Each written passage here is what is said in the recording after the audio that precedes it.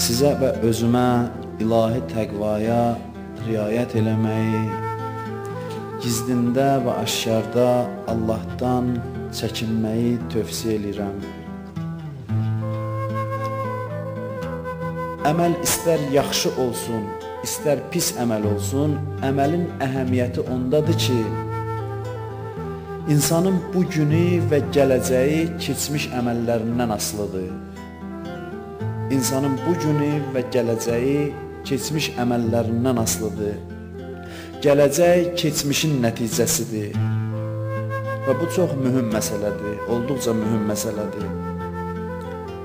İnsan başa düşsə ki, mənim taleyim, sabahım, gələcəyim, mənim bugünkü elədiyim əməllərdən asılıdır. Əməli eləyəndə insan bilsə ki, bu əməl mənim bütün taleyimə təsir qoyur, o zaman əmələ diqqətlə yanaşar, istər yaxşı əmələ, istər pis əmələ. Bir əməl eləyəndə başa düşə ki, bu əməli ki, indi mən eləyirəm, aləm səbəb-nəticə qanunu ilə idarə olunur və bu qanun tələb eləyir ki, sabah bir sıra hadisələr qabağıma çıxardacaq bu əməl. Ümumiyyətlə, sabah dünənlə əlaqəlidir, bugün dünənlə əlaqəlidir. Bunu biz başa düşməliyik. Biz hərdən gələcəyə baxanda gələcəyin keçmişlə əlaqəsini lazımi şəkildə qiymətləndirmirik. Gələcək bugünlə və keçmişlə əlaqəlidir və bu çox mühüm məsələdir. Biz bəzən əməlləri sabahımızı bugündən müstəqil hesab edirik, amma bu olduqca böyük səhvdir, yanlışlıqdır. Əməllər zəncirvarı bir-biri ilə əlaqədardır, əlaqəlidir. Biz bugün özümüzə taley yaradırıq. Gələcək işlər ki, başımıza gələcək, bugünün əməllərinin nəticəsidir. Bugün nə edirəmsə, sabah, biri gün, ondan sonraki gün, 100 il bundan sonra, hətta məsələn yaşasam, 10 il bundan sonra yaşasam, o taley, o hadisələr bugünkü əməllərə uyğun tənzimlənir ilahi Allahın dərgahında. Bugün elədiyim əmələ uyğun hadisələr sabah məni gözləyir. Biz deyirik, qəza və qədər var, amma alın yazısı yoxdur. Bunun mənası bilirsiniz nədir? Alın yazısı var, amma alın yazısı əməlin nəticəsidir. Əməldən müstəqildir. Yəni insan doğulanda alın yazısı ilə dünyaya gəlmir. Əməllər elədikcə onun əməlinə uyğun taley müəyyənləşir onun üçün. Gündə bu taley dəyişə bilir.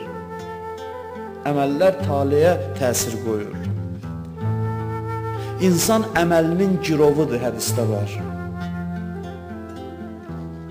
İnsan əməlinin girovudur. Hər əməl insanın daxilində ciddi təsir qoyur. O təsir də sabah özünü göstərir. Bugün mənim ibadətə halım yoxdur. İstəyirəm bir əməl eləyəm, tövfiq tapa bilmirəm, müvəffəq ola bilmirəm o əməli yerinə yetirəm. Dünən bir günah eləmişəm, Allah deyib 40 gün bundan müvəffəqiyyəti almışam, filan salih əmələ müvəffəq olmayacaq. Dünən elədiyim bir əməl bugün ibadətdəki halıma təsir qoyur. Bugün hansısa bir xeyir işdən məni məhrum eləyir. Biz hərdən elə bilirik, çox azadıq, amma çox azad deyirik biz.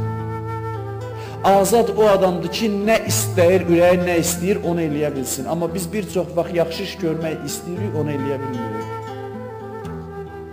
Bir xeyir iş istəyirik, eləyək, hədisin eşidirik, ayəsin eşidirik, bunu eləməyin savabı bu qədərdir, amma nə qədər eləyirik, eləyə bilmirik. Bizim azadlığımızı əlimizdən alan nədir? Bizim keçmiş əməllərimiz. Əməllərdir ki, bizi azadlığımızı əlimizdən alır, biz istədiyimiz bir xeyir əmələ müvəffəq ola bilmirik, onu həyata keçirdə bilmirik. Hər ürəyimiz istəyən şey eləyə bilmirik. Biz elə bilirik, xeyli azadıq, amma diqqətlə baxanda görürük, biz keçmişimizin əsiriyik. Keçmişimiz bizi əhatə eləyib, qoymur bu günümüz rahat olsun. İnsanın azadlığını əlindən alır əməl, keçmiş əməllər. Biz ki, keçmişimizin əsiriyik, əməlimizin əsiriyik, bundan mühüm nə söz ola bilər əməlin əhəmiyyətinə? Bir adam istəsə moizə eləyə, minbərə çıxa, əməlin əhəmiyyətindən danışa. Bundan mühüm nə söz ola bilər ki, mənim bu günüm və gələcəyim əməlimdən asılıdır. Əməl mənim azadlığımı məhdudlaşdırır. Əməl mənim taleyimi tam dəyişir. Bundan mühüm söz tapmaq mümkündür əməlin əhəmiyyəti barədə. Ona görə bizə deyiblər, bax gör bu gün nə əməl eləyirsən, bil ki, sabah sonra əlavə çətinliklər çıxacaq, yüzlərlə giriftarçılıq səni gözləyir, bu bir əməli vaxtında eləmə, o qədər şeydən azad olarsan. İnsanın dünyasında təsiri var, axirətində təsiri var, bir əməl görürsən 180 dərəcə biz bilmirik, bu əməli elədik, gözümüz açıq olsa baxaraq 180 dərəcə bizim taleyimizi bir əməl dəyişdi. İstər pis istiqamətə ola bilər, istər yaxşı istiqamətə. Eləyəndə bunu düşünək. Cənnət ki, bizim axır mənzilimizdir, son yerimizdir. O cənnətdəki məqamlar bugünkü əməllərin nəticəsidir. Bir əməl eləyirəm, bir pillə qalxıram. Bir əməl eləyirəm, 10 pillə düşürəm. Hey, bu qalxıb düşməklə məşğuluq və gələcək son taleyimizə bizim təsiri var. Mən bir günah eləyirəm, sonra tövbə eləyirəm, Allah məni bağışlayır, amma təsirsiz olmur. Mən cənnətə də getsəm, tövbə eləyib bağışlandığım günahların təsiri qalır. İnsan bəzən bir günah eləyir, bir əməl eləyir, neymət əlindən çıxır. O neyməti bəzən heç nə ilə qaytarmaq olmur. Gəldi biri dedi ki, ya Rəsulallah, sizin namazınızda cəmaat namazına çatdım, amma rüküyə yaxın çatdım. Mən neyniyim? Peyğəmbər burada heç nə, namazın düzdür. Rüküyə qədər çatmışsan, namazın düzdür.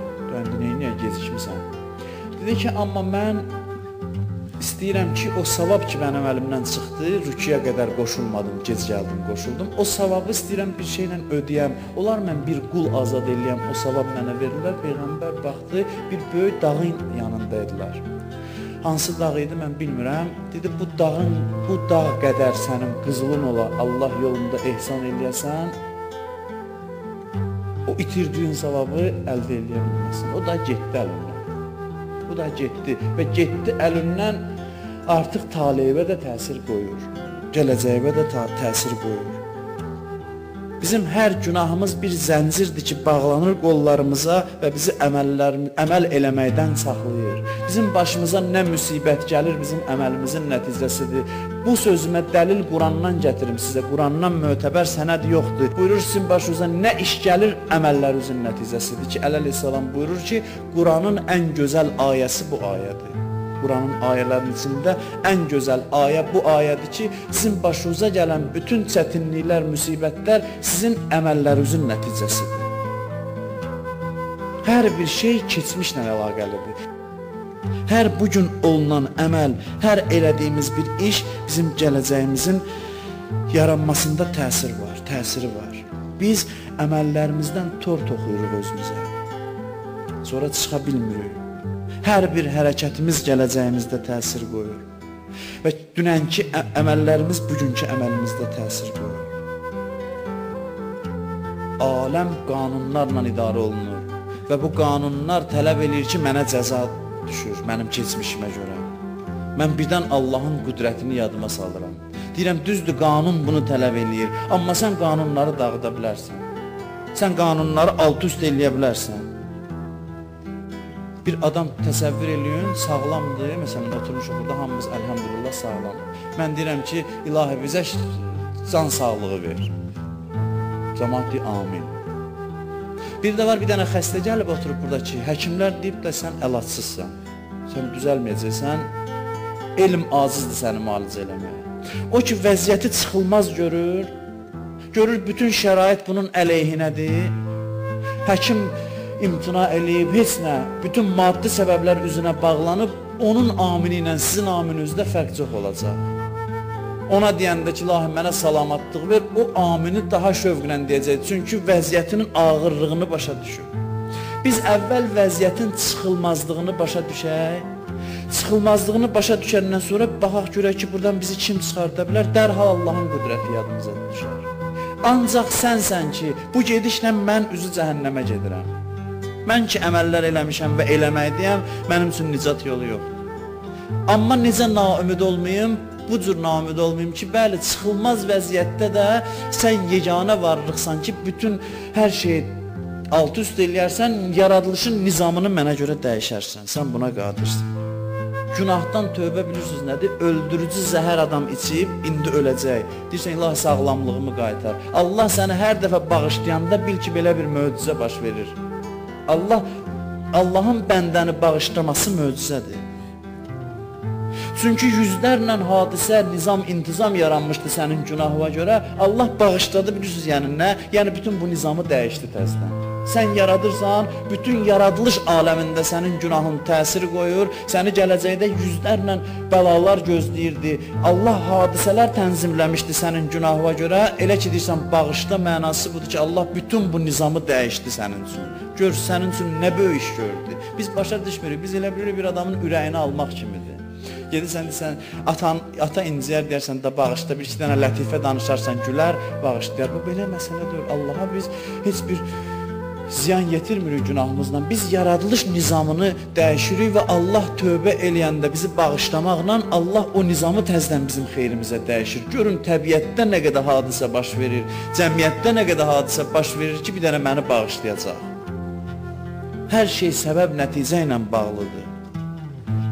Bizim bir əməlimiz var ki, övladlarımızın taleyinə təsir qoyur. Biz hörmətli olacaq, övladlarımız o hörmətdən istifadə edəcək, zəngin olacaq məsələn. Biz hörmətsiz olacaq, o hörmətsizliyimiz təsir qoyacaq onun taleyində. Allah bizi salih əməl sahiblərindən qərar versin inşallah.